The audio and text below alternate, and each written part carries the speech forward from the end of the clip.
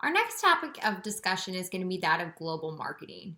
Now, global marketing is becoming more and more prevalent as we see consumers having access to more information and increasing demand for products that are available all over the world. So, we're seeing an enhancement in the idea of what we call globalization. So, globalization is this idea that we have an interconnected world where countries are somewhat related to each other through the trade that is being done. So, increases in international trade are really fostering this idea of globalization. So, again, globalization, the trend towards a single, integrated, and interdependent world. And really, ultimately, if we had full globalization, we would see a borderless society that's occurring. Now, trends that are influencing this idea of globalization is a decline in protectionism or protectionist behaviors, which we'll talk about in a little bit. Formal economic integration, we'll see some examples of economic integration between countries.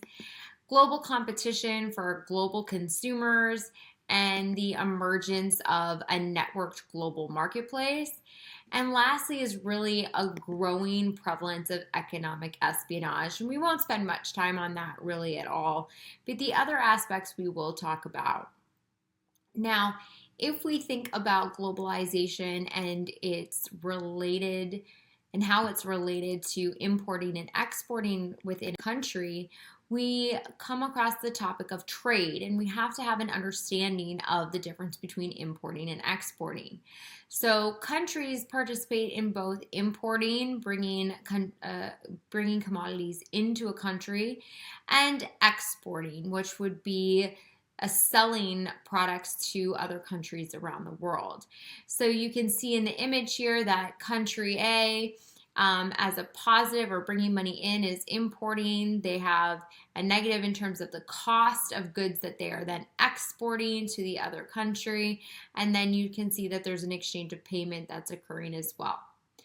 So we have importing and exporting, and this creates the balance of trade. So all countries to some degree participate in importing and exporting, and that's typically of goods that they don't have available or that aren't manufactured within that country.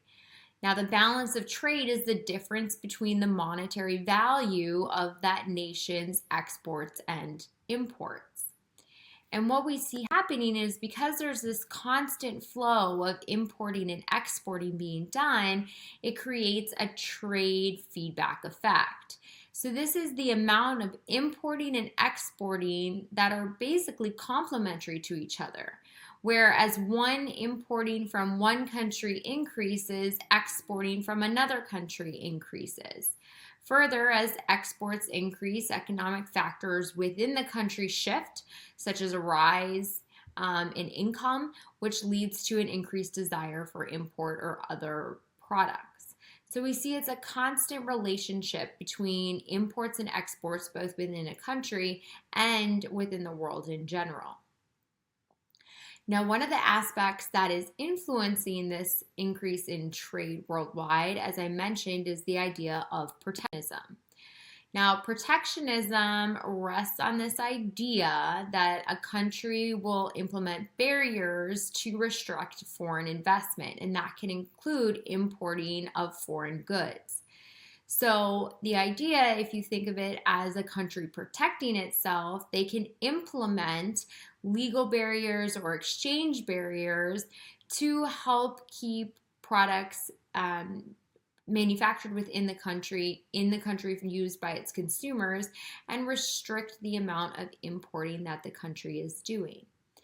So there are a lot of arguments for protectionism, including limitation of outsourced jobs, protection of the nation's political security, and discouragement of economic dependency, so depending on other nations. And then, of course, promotion of development of domestic industries. So if you have restrictions on importing, you're going to be forced to develop certain industries within your own nation itself. So some of the behaviors or some of the actions that can be put into place in terms of protectionism are the idea of tariffs and quotas. So tariffs are another word essentially for taxes. So this increases the price for a particular good. Quotas, on the other hand, create a limited supply. A quota would be saying that we can only import 10% of, let's say, peanuts from other nations. The rest of the peanuts we have to grow within the country itself. So there's a limited supply. And that ultimately can decrease world trade. So protectionist actions, as we see more protectionism, that limits the amount of trade between countries. And that is a debilitating factor to globalization. So on the flip side of that, as I said, globalization is on the increase, and part of that is because we are seeing less protectionist behaviors. So countries are lowering tariffs, they're lowering quotas, allowing for more trade to occur between nations. The other factor, the next factor that I spoke of is the idea of economic integration. So economic integration is when similar economic goals are shared by nations or countries. We often see that trade groups or trade agreements are formed between those what we call member nations. So two of the most known agreements or the known economic integration agreements formed is one, the European Union. So the European Union now consisting of 27 member nations, and it eliminates barriers, creating a free flow of products, services, capital, and labor. So that would be why when you go into the European Union, the first country you go into, they check your passport, you gain entry, and then you have free flow through all of the member nations. You don't have to have your passport checked again as you enter country to country. That is part of the European Union or the EU agreement, and that is the flow of labor, the flow of people. We also see the same thing for products and services as well as capital. Now, another one of the most well-known economic integration agreements is the USMCA. This was formerly called NAFTA, the North American Free Trade Agreement. And this is an agreement between Canada, Mexico, and the United States. And this lifted a lot of trade barriers in terms of eliminating tariffs, as well as special arrangements for citizens of these three countries for employment and residency. This was redone as we saw a shift in administration in the United States, and it is now called the USMCA, and there were some renegotiated terms in there.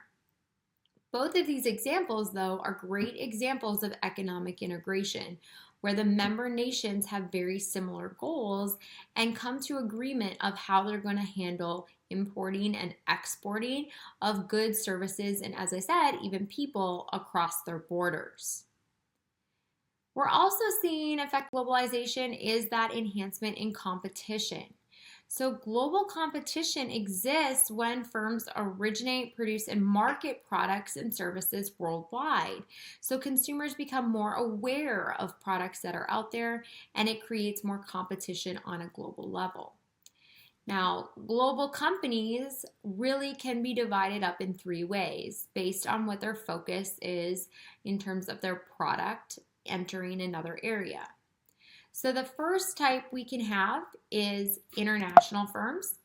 So international firms are going to be those that extend their product from the domestic country without any adaptations or very little adaptations. They are not changing the product based on local customer needs or regional desires of consumers. They're keeping that same product and expanding it into foreign marketplaces. We can also have multinational firms. So here, multi-domestic marketing strategy, where they use different product variations, different brand names, and advertising programs based on the country that they're going into. So here we're seeing an adaptive approach where they're looking at what the local customs, the culture, the consumer demands are within an area and adapting aspects of the product to better align with the consumers. And lastly, we can have a transnational firm. So here they use a global marketing strategy where the standardized marketing activities where cultural similarities, when there is cultural similarities, and then adapt when there are cultural differences. So in this case, you're really taking a global stance on your product and making very minor adjustments for local culture. You're really using a standardized approach for your product at this point. So example of all three of those, one, an international firm could be Jack Daniel's. So here we see that Jack Daniel whiskey brewed close to where I am right now in Tennessee. They are an international firm, meaning that they don't really adapt the product at all unless there is some legal restriction or legal requirement that they have to shift towards. And you can buy Jack Daniel's almost across the world. A multinational firm would be something like Lay's potato chips, also known as Walkers in certain areas of the world. And here we see that they adapt everything from the size of the packaging to the flavors that are available to consumers based on local consumer preferences. So I'm showing here ketchup chips. When I was growing up, this was something in Canada that was a normal flavor. It still is a normal flavor there today, but you can't buy ketchup chips here in the US simply because of a difference in consumer flavors, or in consumer preferences, I should say, for flavor. And then a transnational firm could be something like Coca-Cola, where they really have a standardized product and almost a standardized advertising strategy as well, with very small adaptations maybe for language barriers as well as interpretation of certain advertising. But on a whole, most Coca-Cola products are the same as we travel throughout the world, adapting again just for minor things. Now, as well as having global firms, we also see that there's such thing as global consumers. So global consumers are going to be groups that may live in different areas of the world but have similar needs and are looking for similar criteria or similar attributes and benefits from products and services. Meaning that an Apple consumer in China, an Apple consumer in France, and an Apple consumer in New York may all be looking for the exact same things, even though they are regionally in very different areas. So users of Apple products are a great example of this because they can be considered global consumers. Even though they're not located in the same geographic region, we see that they have similar needs and wants and desires for the same features and benefits within a product. Now, as a firm or an organization moves to make the decision of moving internationally or expanding their product into foreign markets, they have to be very aware of the global environment, meaning they have to be very aware of the uncontrollable factors that are within different countries. So to do